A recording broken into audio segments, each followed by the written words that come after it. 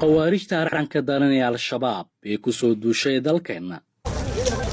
balse haatan dabargu uu ku socdo kadib 15 sano oo dalkeenna iyo dadkeenna ay ku hayeen dhaqan ka baxsan kan islaamka iyo kan dadka Soomaaliyeed ayaa deegaanadii laga saaray waxaa lagu arkayaa arrimo ka baxsan diinteenna suuban oo ay ku dhaqaaqeen waxa ay xireen dugsiyadii quraanka kariimka iskuul iyo goob caafimaadna warkiidada halkan waa tuulada Furqaan oo hoos tagta deegaanka Guulane ee degmada Aadan Yabaal hoos yimaade gobolka Shabeellada Dhexe ee maamulka Hirshabeelle tuuladan dhawaan waxaa lagu xoreeyay kooxda arxanka daran ee khawaarijta al-shabaab ciidamada qaranka iyo kuwa dadka deegaanka oo kooxdan halkan ka ceeriyay ayaa ammaankeeda halkan sugaya argagixisada arxanka daran ee shabaab waxa ay tuuladan oo ay ku yaaleen 3 dugsi quraan ay xirtay kadibna waxa ay ku faafinayeen manhajkooda qaladka ah ay dadka ku marin habaabinayaan qaybta ay ka tahay qaybta qaraxyada looxyadan ay u jeedaan waxay ahaayeen kuwa ardayda Soomaaliyeed ee ku nool tuuladan culimada Soomaaliyeed ay ku bari jireen balse argagixisada arxanka daran ayaa culimadii deegaankan ka ceeriyay kadibna dugsiyadan 3 ah waxay ku faafinayeen manhajkooda takfiiriga ah ee qaladka ah argagixisada shabaab deegaankan oo muddo gacanta ku hayeen kagama tagin wax yar oo horumar ah iyadoo dadka deegaanadaas ku noolaa inta u dheereed inay ka qaadaan baad joogta ah cidii ka hor timaadana la dilaa ma la xiro kooxda khawaarijta shabaab deegaankan waxay kala dagaalantay wax kasta oo horumar ah iyadoo ay caddeyn kugu filan tahay in dugsigan oo 3 qol ka kooban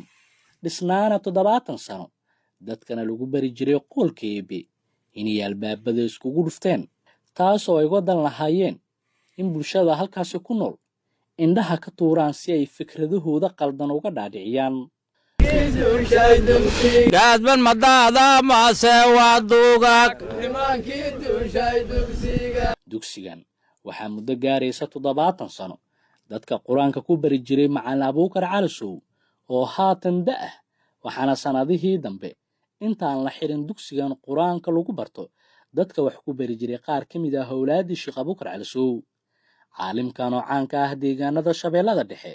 si gaar ah deegaanada Masaajid Cali Guduud iyo deegaanka Guulane iyo tuulooyinka u dhow balse in deegaankiisii ku noolaado waxa uu diiday oo lagala soo cararay goobtii uu dadka diinta ku bari jiray argagixisada shabaab mid kamid ah awlaadii macallin Abuukar Calisow ayaa sheegay inay dib u furayaan dugsigan si shaqadii diinta dadka lagu barayay dib lagu bilaabo dugsigaasu ma taqaana dugsi 70 sano socda waaye 35 sano aniga jooga 35 sano aabbahay jooga aabbahay 93 sano jira sariir fuul waaye indhool waaye dhagool waaye nimankan oo diina wadnaa lahaana ma taqaana dugsigaas xiray waxay ma taqaana oo xiran yahay dugsigaasu muddo adiga 7 sano camal uu xiran yahay kii diinka barta oo amba farta barta keena ay leeyihiin waxay soo baraan lama yaqaan hadda muga in dib loo furo oo la soo dayactiro oo wanaagiisa hore sidii Ilaahay raadli ka ahaa lagu soo naqo hadda marka loo baahan yahay Ilaahay idankiisa dawladda islaamka ah oo noo timidana ma taqaana furaysa macalinka iwal joogo laga diin bartayo lagu yaqiina waa soo fadhiisaa Ilaahay raaho dadkii ku noolaa deegaanadan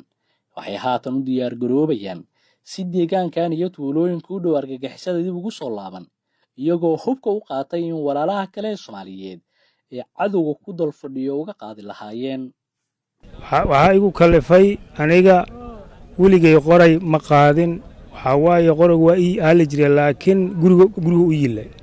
waxa igu kalifay anuu keeya oo aan macaawistay kamid ahayno iska socdo meesha iska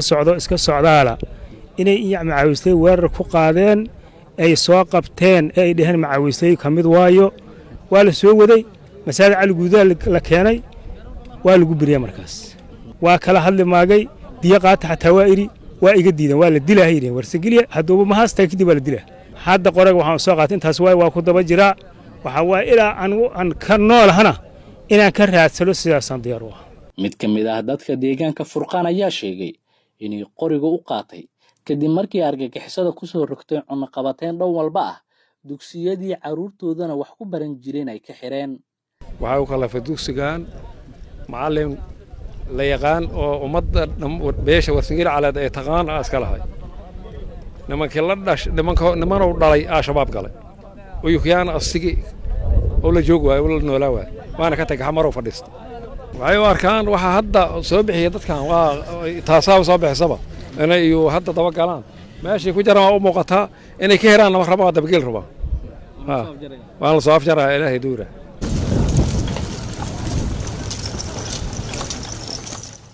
taliyaha ciidanka dhulka xoogga dalka Soomaaliya Jeneraal Maxamed Tahliil Biixi waxa uu sheegay in wax uu la yaabay meelna aan ka soo gelin diinteena suuban uu ku soo arkay degmada Aadan Yabaal oo muddo ka badan 15 sano gacanta ku hayeen khawaarijta shabaab waxaa la yiri kaba ku tukada 18 naagood buu qabaa Aadan Yabaal baa la iga sheegay bal 18 naagood xagee kutubka qora bal ii sheega 18 naagood kutubka qora Aadan Yabaal baa ii sheegay la igu midii u timaato tiraada see suuragal ku taa adoo afarta ugu horeysaad ku jirtaa iska soculay bal ka warraba Ilaahay baa ku dhaarshay bal diin noocaas aad waligiin aragteen